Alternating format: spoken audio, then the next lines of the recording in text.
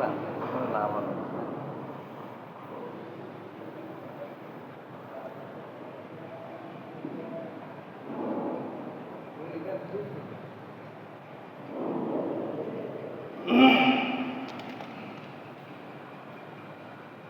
আসসালামু আলাইকুম ওয়া রাহমাতুল্লাহ। কেমন আছেন সবাই? আলহামদুলিল্লাহ। ইন্নাল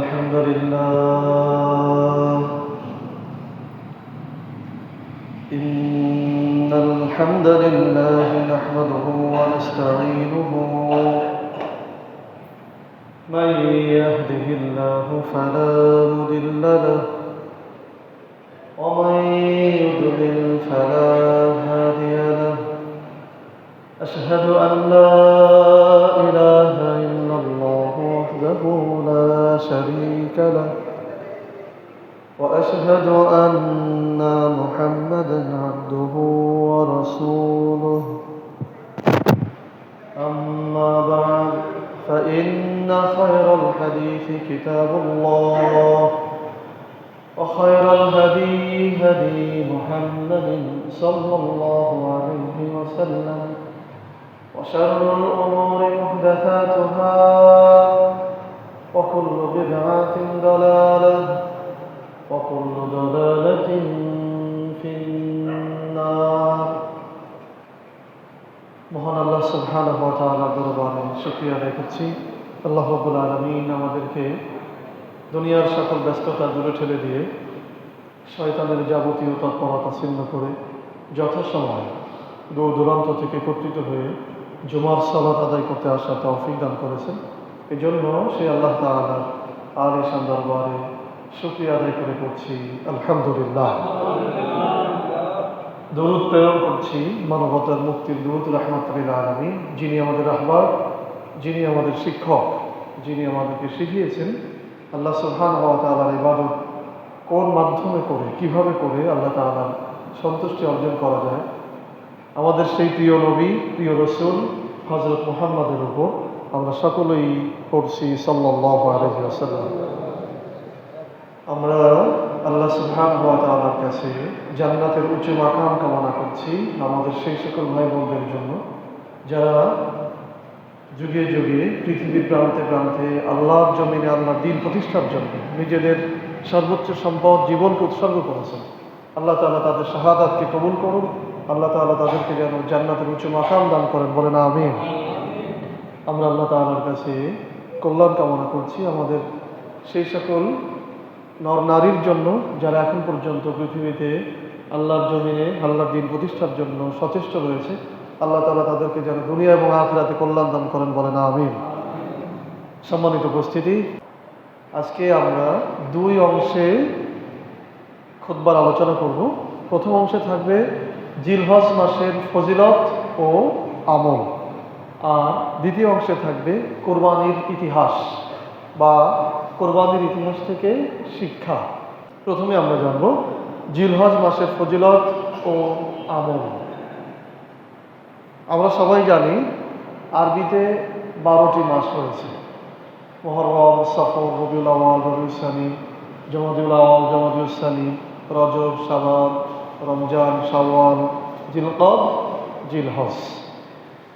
এই যে 12 মাস, এটি কোনো মানুষের তৈরি করা নয়, কোনো নবী রাসূল এটি তৈরি করেছেন তাও নয়, আবার এটা সৃষ্টির অনেক পর থেকে শুরু হয়েছে তাও নয়। আমাদের যারা তরুণ শিক্ষার্থী রয়েছে আমরা অনেক সময় মনে করি যে বাংলা মাস যেমন সম্রাট আকবর তৈরি করেছে, তার সময়ে তৈরি হয়েছে। ইংরেজি মাস এটা ইংরেজরা তৈরি করেছে তাদের সুবিধা অনুযায়ী।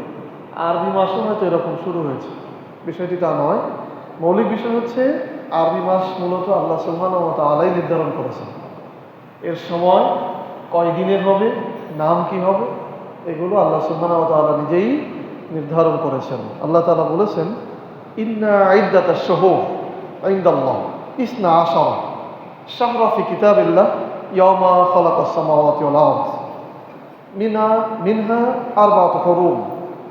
আল্লাহ তাআলা বলছেন, আল্লাহর বিধানে সৃষ্টির শুরু থেকে যখন থেকে আসমান এবং জমিন সৃষ্টি করা হয়েছে তখন থেকেই আল্লাহর বিধানে 12টি মাস, ইসনা আশারা, আল্লাহর বিধানে 12টি মাস, মিনহা আরবাত হুরুম, তার মধ্যে 4টি মাস রয়েছে সম্মানিত, তার মধ্যে 4টি মাস রয়েছে সম্মানিত।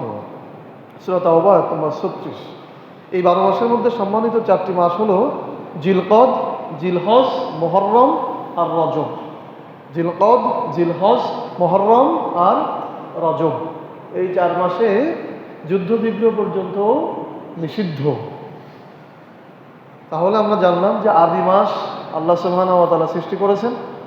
সৃষ্টির শুরু থেকেই, যেদিন থেকে আসমান জমিন সৃষ্টি হয়েছে সেদিন থেকেই এটার সৃষ্টি হয়েছে, আল্লাহ তাআলা কোরআনে এটা বলেছেন।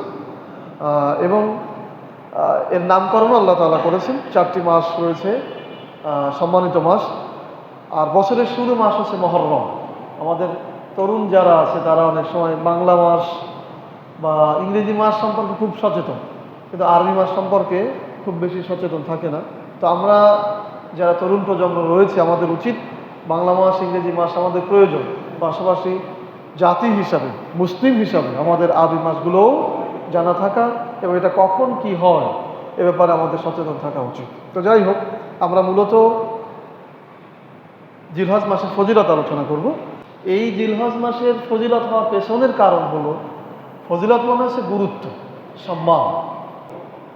জিলহজ মাসের গুরুত্ব বা সম্মানের মূল কারণ হলো মৌলিক যে ইবাদতগুলি রয়েছে, মৌলিক যে ইবাদতগুলি রয়েছে সেই ইবাদতগুলি জিলহজ মাসে সমন্বিত হয়। সালাত, সিয়াম, কুরবানি, হজ, সদকা, এরকম মৌলিক যে ইবাদতগুলি আছে সবগুলি জিলহজ মাসে একত্রিত হয়। এই জন্য এই মাসের বিশেষ ফজিলত রয়েছে।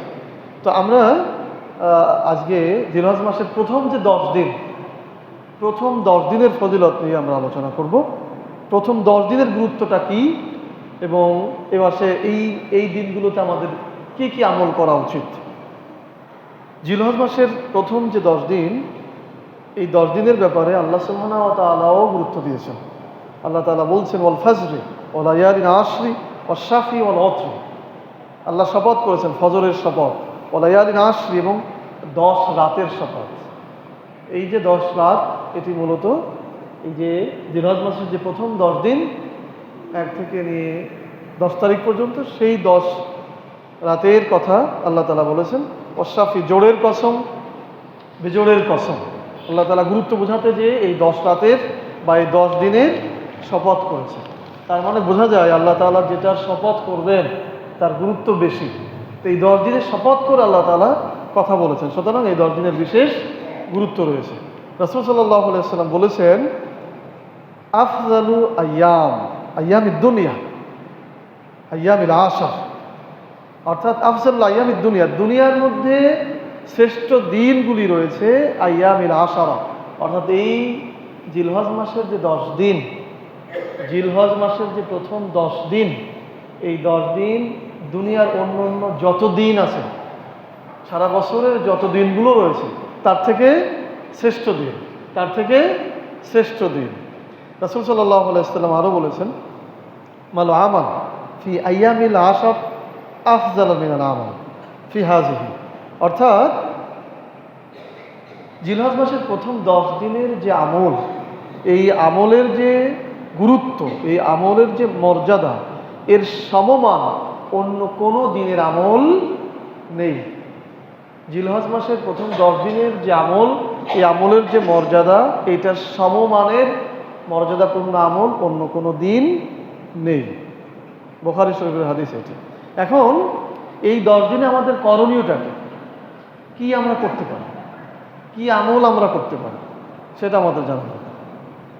ফরজ আমল আমরা যারা করি, 5 ওয়াক্ত সালাত আমরা যারা আদায় করি, সিয়াম, অন্য অন্য যে ফরজ আমলগুলি আছে, এগুলি আমাদের মৃত্যুর আগ পর্যন্ত সবসময় একইভাবে বহমান থাকে, এটার কোনো কম বেশি করার কোনো সুযোগ নাই।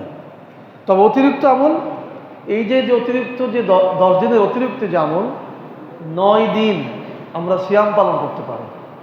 1 থেকে নিয়ে 9 তারিখ পর্যন্ত আমরা সিয়াম পালন করতে পারি। এটি হচ্ছে জিলহজ মাসের একটি বিশেষ আমল। 1 তারিখ থেকে 9 তারিখ পর্যন্ত আমরা সিয়াম পালন করতে পারি। 2, বিভিন্ন রকম তাসবিহ, সুবহানাল্লাহ, আলহামদুলিল্লাহ, আল্লাহু আকবার, এগুলি আমরা করতে পারি। বিশেষ করে একটা তাকবীর রয়েছে, যেটা আমরা ঈদুল আজহার দিন থেকে নিয়ে শুরু করে পরের দিনগুলোতে পড়ি, কিন্তু এটি জিলহজ মাসের শুরু থেকে 13 তারিখ পর্যন্ত পড়া যায়, পড়া উচিত আমাদের। এটা আমি এর আগে একদিন মুখস্থ করেছিলাম, মনে আছে? আল্লাহু আকবার, আল্লাহু আকবার, লা ইলাহা ইল্লাল্লাহ, আল্লাহু আকবার, আল্লাহু আকবার, লিল্লাহিল হামদ। এইটা আমরা জিলহজ মাসের 1 তারিখ যেদিন শুরু হবে সেদিন থেকে নিয়ে শুরু করে 13 তারিখ কোন পর্যন্ত, আসর পর্যন্ত আমরা পড়তে থাকবো। এটি আরেকটি বিশেষ আমল। তাহলে 1 নম্বর আমল আমরা পেলাম যে আমরা 1 তারিখ থেকে 9 তারিখ পর্যন্ত সিয়াম পালন করব। 2, আমরা এই বিভিন্ন তাসবিহ তাহলিলের পাশাপাশি আমরা আইয়ামে তাশরিকে যে তাকবীর পড়ি এটি আমরা পড়তে থাকবো ইনশাআল্লাহ। এছাড়া কোরআন তেলাওয়াত, ইস্তেগফার, এ জাতীয় আমল আমরা করতে পারি। জিলহজ মাসের এই 10 দিনে আল্লাহ তাআলা যত মানুষকে ক্ষমা করে দেন, জিলহজ মাসের এই 10 দিনে আল্লাহ তাআলা যত মানুষকে ক্ষমা করে দেন, অন্য কোনো সময়ে এত মানুষকে আল্লাহ তাআলা ক্ষমা করেন না। এই জন্য এই 10 দিন আমাদের বিশেষ সতর্ক থাকতে হবে, যেন এই 10 দিনের আমলের মাধ্যমে আমরা আল্লাহর কাছে ক্ষমা পেয়ে যেতে পারি। বিশেষ করে ইয়ামুন আরাফার দিনে যখন হাজিরা ইয়ামুন আরাফাতে একত্রিত হন, তখন আল্লাহ তাআলা ফেরেশতাদেরকে ডেকে বলেন যে দেখো আমার বান্দারা আমার কাছে হাজির হয়েছে। বলেন সুবহানাল্লাহ, বিরাট কথা না? বাইতুল্লাহ এটি কার ঘর? আল্লাহর ঘর। বাইতুল্লাহর নামই কি? বাইতুল্লাহ, আল্লাহর ঘর, তাই না? তো আল্লাহ ফেরেশতাদেরকে ডেকে বলবেন এই যে দেখো বান্দারা আমার কাছে হাজির হয়েছে। তো ওই দিন আল্লাহ সুবহানাহু ওয়া তাআলা মানুষকে অগণিতভাবে ক্ষমা করে দেন। তো এই জন্য ইয়ামুন আরাফার দিনে আমরা বিশেষভাবে সিয়াম পালন করব। তাহলে আমরা বিশেষ করে ইয়ামুন আরাফার দিনে সিয়াম পালন করব। আল্লাহ রাসূল বলেছেন, সিয়াম ইয়ামুন আরাফা আহতাসিবু আলাল্লাহ আইয়ুকাফিরুস সানাহ আল্লাতী ক্বাবলাহু ওয়াস সানাতা আল্লাতী বা'দাহু, রাওয়াহু মুসলিম। আল্লাহ রাসূল বলছেন, ইয়ামুন আরাফার দিনে রোজা থেকে সওম পালন করে আহতাসিবু, আমি আশা করি, আলাল্লাহ, আল্লাহর নিকট, আইয়ুকাফিরুস সানাহ, আল্লাহ তাআলা আইয়ুকাফিরুস সানাহ আল্লাতী ক্বাবলাহু, পূর্বে ও বা'দাহু, এবং পরের 1 বছরের গুনাহকে আল্লাহ তাআলা ক্ষমা করে দেবেন। সুবহানাল্লাহ। এই জন্য আমরা সবাই চেষ্টা করব, বিশেষ করে আমরা যারা সামর্থ্য আছে, যুবক আছে, আমরা যে অন্তত পক্ষে ইয়ামুন আরাফার দিনে যেন আমরা সিয়াম পালন করতে পারি। কি আমরা পারবো না সবাই? ইনশাআল্লাহ, ইনশাআল্লাহ। তাহলে বিগত 1 বছর এবং পরবর্তী 1 বছরের গুনাহ আল্লাহ রাব্বুল আলামিন ক্ষমা করে দিবে। এগুলি স্বাভাবিক মোটামুটিভাবে আমরা ফজিলত বর্ণনা করার চেষ্টা করলাম। তাহলে আমরা যদি আরেকবার বলি, বিশেষ করে আমলের ব্যাপারে, যে আমরা জিলহজ মাসের 1 তারিখ থেকে নিয়ে 9 তারিখ পর্যন্ত সিয়াম পালন করব। বিশেষ করে ইয়ামুন আরাফার দিনে সিয়াম পালন করব, তাসবিহ তাহলিল পড়ব, তাকবীর পড়ব, কোরআন তেলাওয়াত করব, ইস্তেগফার করব। যেহেতু এই 10 দিনের মধ্যে আল্লাহ তাআলা মানুষকে ক্ষমা করে দেন, তো আমি যদি এই 10 দিনের মধ্যে বেশি বেশি তওবা করি যে আল্লাহ আমার পাপগুলোকে আপনি ক্ষমা করে দেন, আমি ভুল করেছি, আর এগুলো করব না, এইভাবে যদি আমরা আল্লাহ তাআলার সামনে উপস্থাপন হতে পারি, তাহলে আল্লাহ সুবহানাহু ওয়া তাআলা আমাদেরকে ক্ষমা করে দেবেন ইনশাআল্লাহ। তো আমি অনুরোধ করব আল্লাহ তাআলা আমাকে সহ আপনাদেরকে যেন এই 10 দিনের বিশেষ আমলগুলি করার তৌফিক দান করেন। বলেন আমিন। সম্মানিত হাজিরিন, এখন আমরা আর এক অংশের আলোচনা করব, সেটি হলো কুরবানির ইতিহাস। এখন যে আলোচনা করছি এই আলোচনার শিরোনাম কুরবানির ইতিহাস। জিলহজ মাসের 10 তারিখ আসলেই আমরা কুরবানি করার জন্য প্রস্তুতি নিই এবং অনেক আনন্দমুখর পরিবেশে আমরা কুরবানি করি। ভাই বন্ধুদেরকে দাওয়াত দেই, নিজেরা গোশত খাই, অন্যদেরকে খাওয়াই, একটা আনন্দঘন পরিবেশ, তাই না? সারা দেশ, মুসলিম বিশ্বে। তো আসলে এই কোরবানির ইতিহাস বা কুরবানির ঘটনা শুধুই কি আনন্দের জন্য? আসলে কি কারণে এই কোরবানির ইতিহাসটা আল্লাহ তাআলা ঘটালেন?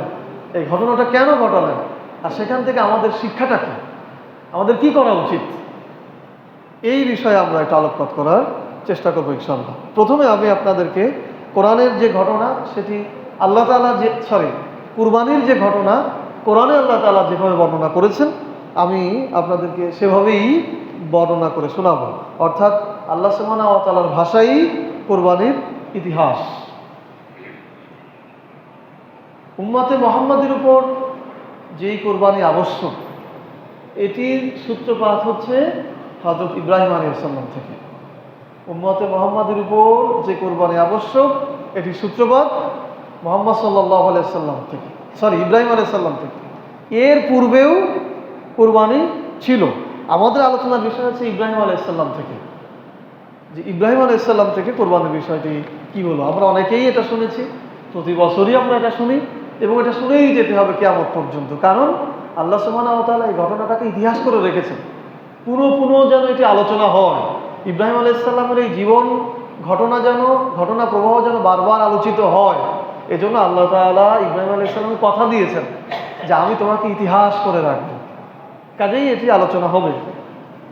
আমাদেরকে এখান থেকে শিক্ষা নিতে হবে যে এই ঘটনা থেকে আমাদের শিক্ষাটা কি। তো ইব্রাহিম আলাইহিস সালামের সন্তান ছিল না। ওনার বয়স যখন 87 বছর, তখনও ওনার কোনো সন্তান জন্মগ্রহণ করে নাই। তো উনি আল্লাহ সুবহানাহু ওয়া তাআলার কাছে দোয়া করলেন, রব্বি হাবলি মিনাস সলিহিন, রব্বি হাবলি মিনাস সলিহিন, হে আমার প্রতিপালক, আমাকে আপনি নেক সন্তান দান করুন। হে আমার প্রতিপালক, আমাকে আপনি নেক সন্তান দান করুন। আল্লাহ তাআলা বলছেন, ফাবাশশারনাহু বিগুলামিন হালিম, আমি তাকে স্থির বুদ্ধি সম্পন্ন এক নেককার সন্তানের সুসংবাদ দান করলাম। ইব্রাহিম আলাইহিস সালাম দোয়া করলেন, আর পরবর্তীতেই আল্লাহ সুবহানাহু ওয়া তাআলা সেটাকে গ্রহণ করে নেবেন। ফেরেশতারা এসে যখন ইব্রাহিম আলাইহিস সালামকে সংবাদ দিয়েছিলেন যে আপনার সন্তান জন্ম হবে, তখন ইব্রাহিম আলাইহিস সালাম একটু আশ্চর্য হয়েছিলেন। উনি বলেছিলেন যে আমি তো বৃদ্ধ হয়ে গেছি, আমার কেশ শুভ্র হয়ে গেছে, আমার স্ত্রী তো বন্ধা, আমি তো বৃদ্ধ হয়ে গেছি, এখন কিভাবে সন্তান জন্ম হওয়া সম্ভব? তখন ফেরেশতারা বললেন, আল্লাহ তাআলা বলেছেন আপনার সন্তান জন্ম হবে। ইব্রাহিম আলাইহিস সালাম খুশি হলেন। তো এখানে একটি আকীদাগত বিষয় আছে। পৃথিবীতে আল্লাহ সুবহানাহু ওয়া তাআলা কোনো মানুষকে সন্তান দেন, কোনো মানুষকে দেন না। কাউকে পুত্র সন্তান দেন, কাউকে শুধু কন্যা সন্তান দেন, কাউকে পুত্র কন্যা উভয়ই দেন। এটা নিয়ন্ত্রক একমাত্র আল্লাহ সুবহানাহু ওয়া তাআলা। তো এখানে আমরা অনেক সময় ধৈর্যচ্যুত হয়ে যাই।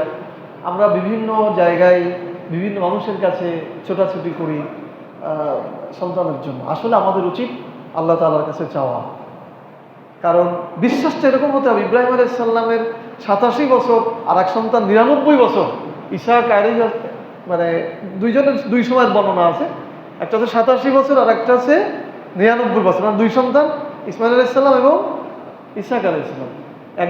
একজনের জন্ম হয়েছে 87 বছরে আর একজনের জন্ম হয়েছে 99 বছরে। যদি এ সময় জন্ম হতে পারে, তো আমারও সন্তান জন্ম হতে পারে, এই বিশ্বাস রেখে আল্লাহর কাছে দোয়া করে যেতে হবে। আর যদি না হয়, তাহলে বুঝতে হবে যে আল্লাহ সুবহানাহু ওয়া তাআলা ওই যে তার সৃষ্টির বড়ত্ব প্রকাশ করেছেন যে আমি কাউকে ইচ্ছা করে সন্তান দেই, কাউকে দেই না, তার মানে আমি আল্লাহর পরীক্ষার একটা পাত্র, আমাকে দিয়ে তিনি দৃষ্টান্ত উপস্থাপন করেছেন। সুতরাং এক্ষেত্রেও আমার তাকদীর খারাপ নয়। কিন্তু আমরা অনেক সময় ধৈর্যচ্যুত হয়ে যাই, আকীদাগতভাবে শিরকের মধ্যে চলে যায়। তাহলে আমরা সন্তান চাবো কার কাছে? আল্লাহর কাছে। আর কি সন্তান চাবো? নেককার সন্তান। কি সন্তান? নেককার সন্তান। এই দোয়া আপনারা মুখস্থ করবেন। ইব্রাহিম আলাইহিস সালাম যে দোয়া করেছেন, রব্বি হাবলি মিনাস সলিহিন, রব্বি হাবলি মিনাস সলিহিন, হে আমার প্রতিপালক, আমাকে নেককার সন্তান দান করো। আল্লাহ সুবহানাহু ওয়া তাআলা বলেছেন, ফাবাশশারনাহু বিগুলামিন হালিম, ফা মানে অতঃপর, মানে খুব দ্রুত, আমি অতঃপরই তাকে তার এই দোয়া গ্রহণ করে আমি নেককার সন্তান, স্থির বুদ্ধি সন্তানের সুসংবাদ তাকে জানিয়ে দিলাম। ফালাম্মা বালাগা মা'হু সা'য়া, আল্লাহ বলছেন এরপর যখন তার সন্তান তার সাথে কাজ করার মতো উপযোগী হলো, তার সাথে হেঁটে চলার মতো উপযোগী হলো, ক্বালা, সে তার সন্তানকে বলল, ইয়া বুনাইয়া, ইন্নী আরা ফিল মানাম, হে আমার সন্তান, আমি স্বপ্ন দেখেছি আন্নী আযবাহুকা, আমি তোমাকে জবাই করছি। আন্নী আযবাহুকা, ইব্রাহিম আলাইহিস সালাম তার সন্তান ইসমাইলকে বলছেন, আমি স্বপ্ন দেখেছি তোমাকে জবাই করছি। ফানজুর মাযা তারা, এখন তোমার অভিমত কি, তোমার সিদ্ধান্ত কি? ক্বালা, এবার ইসমাইল আলাইহিস সালাম বলছেন, ইয়া আবাত ইফআল মা তু'মার, হে আমার পিতা, ইফআল, আপনি তাই করুন, মা তু'মার, যা আপনি আদিষ্ট হয়েছেন। বলেন না সুবহানাল্লাহ। নবীদের স্বপ্ন হচ্ছে ওহী, নবীদের স্বপ্ন কি? ওহী। স্বপ্নের মধ্যে যা দেখতেন সেটাও আল্লাহ তাআলার আদেশ। তো ইব্রাহিম আলাইহিস সালাম নবী, তিনি স্বপ্ন দেখেছেন যে উনি ওনার সন্তানকে জবাই করছেন। স্পষ্ট কথা বলেছেন, ইন্নী আরা ফিল মানাম, আমি ঘুমের মধ্যে দেখেছি, আন্নী আযবাহুকা, আমি তোমাকে জবাই করছি। ফানজুর মাযা তারা, এই ব্যাপারে তোমার অভিমত কি, তোমার সিদ্ধান্ত কি? ক্বালা ইয়া আবাত ইফআল মা তু'মার, ইসমাইল বললেন, হে আমার পিতা, আল্লাহ তাআলা যা আপনি তাই করুন, যা আপনি আদিষ্ট হয়েছে। সুবহানাল্লাহ ওয়া বিহামদিহি, সাতাজিদুনি ইনশাআল্লাহ মিনাস সাবিরিন, সাতাজিদুনি ইনশাআল্লাহ মিনাস সাবিরিন, আপনি আমাকে ধৈর্যশীলদের অন্তর্ভুক্ত পাবেন। সুবহানাল্লাহ বলেন। সাতাজিদুনি, সা মানে খুব দ্রুতই, আপনি আমাকে ধৈর্যশীলদের মধ্যে পাবেন। চিন্তা করেন কেমন পিতা আর কেমন সন্তান। পিতা স্বপ্ন দেখেছে যে আমি নিজের সন্তানকে জবাই করছি, এটা করার জন্য সে প্রস্তুত হয়ে সন্তানের কাছে বলছেন যে আমি তোমাকে জবাই করছি, এটা দেখেছি, এখন তোমার মতামত বলো। আর কেমন সন্তান, তিনি বলেছেন এক কথায়, কোনো প্রশ্ন নাই, কোনো কিছু বলেননি, বলেছেন আপনি যা আদিষ্ট হয়েছেন তাই করুন, আপনি আমাকে ধৈর্যশীলদের অন্তর্ভুক্ত পাবেন। সুবহানাল্লাহ, কেমন পিতা আর কেমন সন্তান। ইতিহাস এমনিতে হয়নি, আল্লাহ সিদ্ধান্তের ব্যাপারে তাদের কোনো কথাই ছিল না। ফালাম্মা আসলামা ওয়াতাল্লাহু লিল জাবিন, অতঃপর যখন উভয়ে তারা আনুগত্য প্রকাশ করলো বা এই সিদ্ধান্ত গ্রহণ করলো যে হ্যাঁ, একজন জবাই হবে আর একজন জবাই করবে। ওয়াতাল্লাহু লিল জাবিন, এবং একজনকে কাট করে উপুল করে শুইয়ে দেওয়া হলো। তাফসীরে লেখা হয়েছে যে কাট করে বা উপুল করে শুয়ে দেওয়া হলো, যেন মুখে মানে চোখে চোখ না পড়ে, এরকম, তো যাতে সহজে জবাই হয়ে যায়। তো আল্লাহ বলছেন ফালাম্মা আসলামা ওয়াতাল্লাহু লিল জাবিন, একেবারে শুয়ে পড়লো, মানে আল্লাহ তাআলা ঘটনাটা বোঝাতে যে বলছেন যে একেবারে জবাই হয়ে যায় এমন অবস্থা, শুয়ে পড়েছে, এখন তাকে জবাই করা হবে এমন একটি অবস্থা। আপনারা একটু চিন্তা করুন যে একজন শুয়ে পড়েছে, তাকে জবাই করা হবে, আর একজনের হাতে অস্ত্র। ঠিক এরকম একটি অবস্থায় অনাদাইনাহু আইয়া ইব্রাহিম,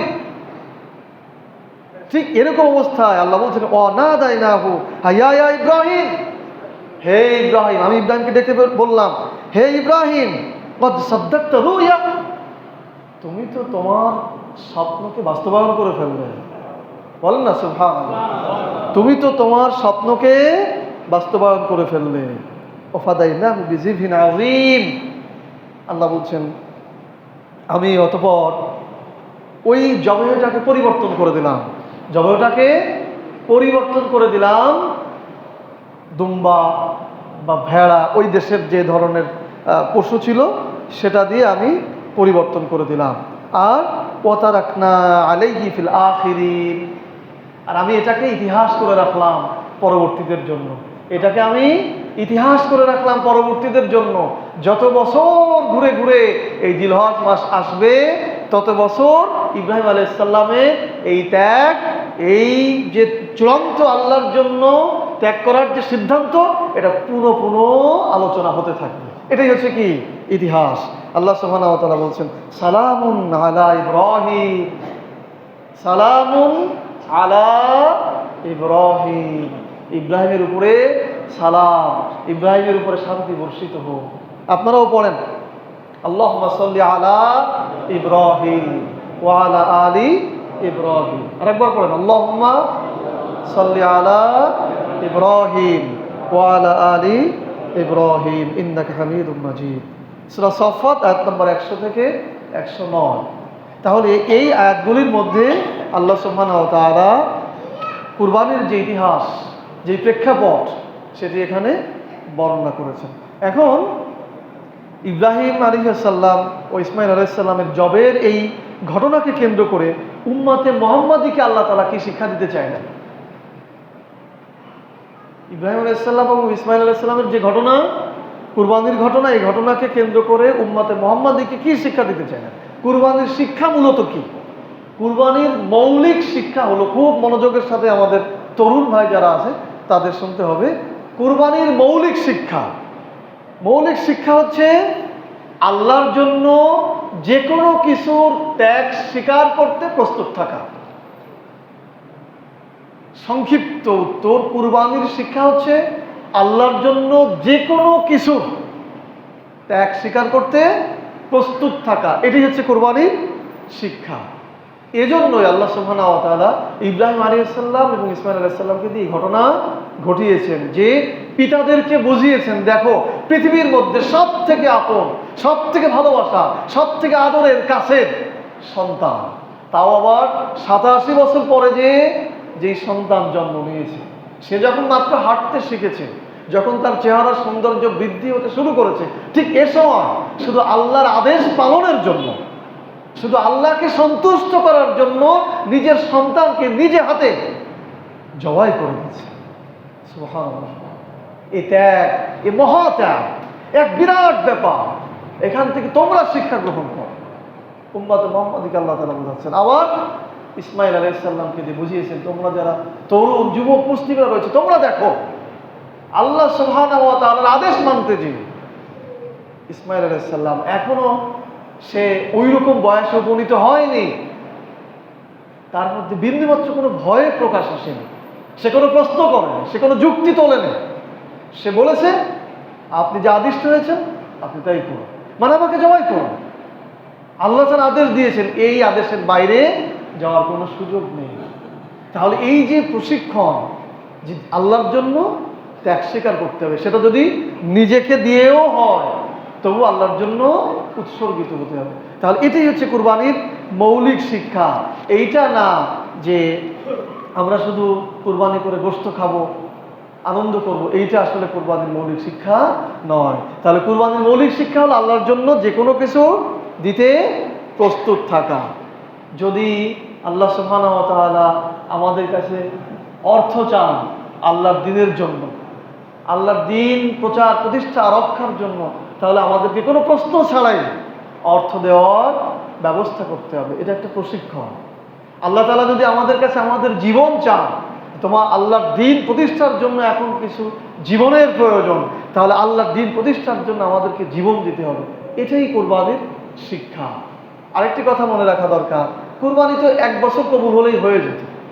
1 বছর একজন একটা কুরবানি করবে, এটাই আল্লাহর কাছে গ্রহণযোগ্য হয়ে গেলেই তো তার দায়িত্ব শেষ। কিন্তু প্রতি বছর কেন দিতে হবে? কুরবানিটা প্রতি বছর কেন দেওয়া দরকার? প্রতি বছর দেওয়াটা এই জন্য নিয়ম করা হয়েছে, যেটি হচ্ছে একটা ট্রেনিং, এটি হচ্ছে একটা প্রশিক্ষণ। প্রতি বছর তুমি নিজে অনেক কষ্ট করে অর্থ উপার্জন করবে, সেই অর্থ দিয়ে তুমি পশু কিনবে এবং তুমি এটা জবাই করবে। কেন? আল্লাহর জন্য। আমি আমার অর্থকে কুরবানি করে দিলাম, ত্যাগ করে দিলাম, আল্লাহ হুকুম দিয়েছেন এই জন্য। আর আমি এখান থেকে প্রশিক্ষণ নিলাম এবং অন্য জাতিকে বুঝালাম যে দেখো আমরা প্রশিক্ষণ নিচ্ছি প্রতি বছর, নিজের কষ্টে অর্জিত অর্থ দিয়ে আমরা কুরবানি করে মানুষকে দিয়ে দিচ্ছি, আর এখান থেকে প্রশিক্ষণ নিচ্ছি যে আল্লাহর জন্য আমরা নিজেদেরকেও কুরবান করতে প্রস্তুত। এই শিক্ষা কুরবানি আমাদেরকে প্রতি বছর দিবে, এই জন্যই প্রতি বছর এই নিয়ম করা হয়েছে। আজকে মুসলিম জাতির সন্তানেরা কুরবানি থেকে যদি এই শিক্ষা নিতে পারে যে আল্লাহ তাআলার জন্য আমরা উৎসর্গিত, ইন্না সলাতি ওয়া নুসুকি ওয়া মাহইয়ায়া ওয়া মামাতি লিল্লাহি রাব্বিল আলামিন, তাহলেই আমাদের জাতির সম্মান ফিরে পাবে। যেমন ধরুন কাশ্মীরের তরুণ যুবক যারা ছিল, মুসলিম যারা ছিল, তারা আল্লাহর জন্য কুরবানি হতে প্রস্তুত। এই জন্য দেখবেন যুগের পর যুগ চলে যাচ্ছে, তবুও যারা মুশরিক তারা পরিপূর্ণভাবে সেখানে হস্তক্ষেপ করতে পারছে না। যারা ছিল আফগানের মুসলিম যারা ছিল, তারা আল্লাহর জন্য কুরবানি হতে প্রস্তুত হয়েছিল, তাদের সন্তানকে ইব্রাহিম আলাইহিস সালামের মতো কুরবানি করার জন্য প্রস্তুত করেছিল। এই জন্য আফগানে যারা মুশরিক, যারা কাফের, যারা আল্লাহর শত্রু, তারা টিকে থাকতে পারেনি। আপনি দেখবেন ফিলিস্তিনের মায়েরা তারা বলছে আমরা আমাদের সন্তান জন্ম দিই শাহাদাতের জন্য। কি বিরাট কথা চিন্তা করতে পারেন। ফিলিস্তিনের মায়েরা বলছে আমরা আমাদের সন্তান জন্ম দেই শাহাদাতের জন্য। তারা তাদের সন্তানকে ইসমাইল আলাইহিস সালামের মতো কুরবানি করার জন্য প্রস্তুত হয়েছে। এই জন্য যুগের পর যুগ এখনো আমেরিকা, ইসরায়েল ফিলিস্তিনকে ক্রাশ করতে পারে না। আপনি দেখবেন ইরানের মানুষ, তাদের আকীদা যাই হোক না কেন, মুসলিম নাম তাদের, তারাও নিজেদেরকে কুরবান করার জন্য প্রস্তুত হয়েছে তাদের দিন রক্ষায়, তাদের মানুষকে রক্ষায়। দেখবেন সেখানেও আমেরিকার মতো শক্তিশালী, তারাও সেখানে কোনো রকম গ্রাস করতে পারে না। আজকে বাংলাদেশের মুসলিম বা সারা বিশ্বের মুসলিম যদি নিজেদেরকে এই কোরবানি থেকে শিক্ষা নিতে পারে, কোরবানির থেকে শিক্ষা নিতে পারে যে আমরা আল্লাহর জন্য কোরবান হতে প্রস্তুত, আমরা আল্লাহর জন্য ত্যাগ স্বীকার করতে প্রস্তুত, তাহলে এই মুসলিম জাতির সম্মান ফিরে আসবে এবং আবার স্বাধীনতা ফিরে পাবে। সম্মানিত উপস্থিতি, আমি আপনাদেরকে যেটা বোঝাতে চাচ্ছিলাম সেটি হচ্ছে প্রতি বছর ঘুরে ঘুরে কোরবানি আসে। এটাই আমাদের প্রশিক্ষণ দেওয়ার জন্য যে আমরা আল্লাহর জন্য যে কোনো ধরনের ত্যাগ কোরবানি করতে প্রস্তুত। আল্লাহ সুবহানাহু ওয়া তাআলা আমাদের সকলকে কোরবানি থেকে এই শিক্ষা গ্রহণ করার তৌফিক দান করুন। সকলে বলেন আমিন। আগামী জুমাতে ইনশাআল্লাহ, আগামী জুমা বা সামনের যে জুমাই হোক, আমরা কুরবানির কিছু মাসালা এবং কুরবানির কিছু ভিন্ন বিষয় নিয়ে আলোচনা করব। আর একটা বিষয় হচ্ছে প্রচলিত সাধারণত যা আলোচনা হয়, আমি একটু তার ব্যতিক্রম আলোচনা করতে চাই। আপনারা এরকম কেউ মনে করবে না যে উনি এবার ওই দিকে জানে না, বোধ হয় সবই আমি জানি তাও না, কিন্তু যে আলোচনাগুলো আপনারা প্রয়াসেই শোনেন, শুনে আপনারা অনেক কিছুই জানেন, সেটা নতুন করে জানানোর প্রয়োজন নেই। এখন জাতির প্রয়োজন যেটা, যেমন আজকে আমাদের কুরবানির শিক্ষা যেটা, এটা জরুরি ছিল না? আমি কিন্তু কুরবানির শিক্ষা আর একভাবেও দিতে পারতাম। যেমন আমরা কুরবানি করব, দরিদ্রদেরকে গোশত বন্টন করব, এটা ইসলামের একটা সৌন্দর্য। আমার আর এক শিরোনামের একটা আলোচনা আছে, ইসলামের সৌন্দর্য উপস্থাপন। এটা ইসলামের একটা সৌন্দর্য, যদি দেখো ইসলাম কেমন ধর্ম, নিজের অর্থ দিয়ে কুরবানি করে দরিদ্র মানুষকে খাওয়াচ্ছে, এটা একটা ভালো দিক না? অমুসলিমরা এটা দেখবে, এভাবেও আমরা শিক্ষাটা দিতে পারতাম। কিন্তু এটা কেন করলাম? যে সাধারণত আমাদের মৌলিক আল্লাহ তাআলা আমাদের কি শেখাতে চেয়েছেন সেটা আপনাদের সামনে তুলে ধরলাম। এখান থেকে একটা ভাইও যদি আলোচনা বোঝেন, একজন ভাই, যে হ্যাঁ আল্লাহর জন্য আমাকে কুরবান হতে হবে, যে কোনো ত্যাগ আমি স্বীকার করব, এই 200 লোকের মধ্যে যদি একজন ভাই বোঝেন, তাহলে আমার আলোচনা সার্থক। এই উদ্দেশ্যে আমরা আলোচনা করে থাকি। তো আগামী তো আমরা ইনশাআল্লাহ আলোচনা করবো। আল্লাহ তাআলা আমাদেরকে তৌফিক দান করুন। আমিন। সুবহানাকাল্লাহুম্মা ওয়া বিহামদিক, আশহাদু আল্লা ইলাহা ইল্লা আনতা, আস্তাগফিরুকা ওয়া আতুবু ইলাইক।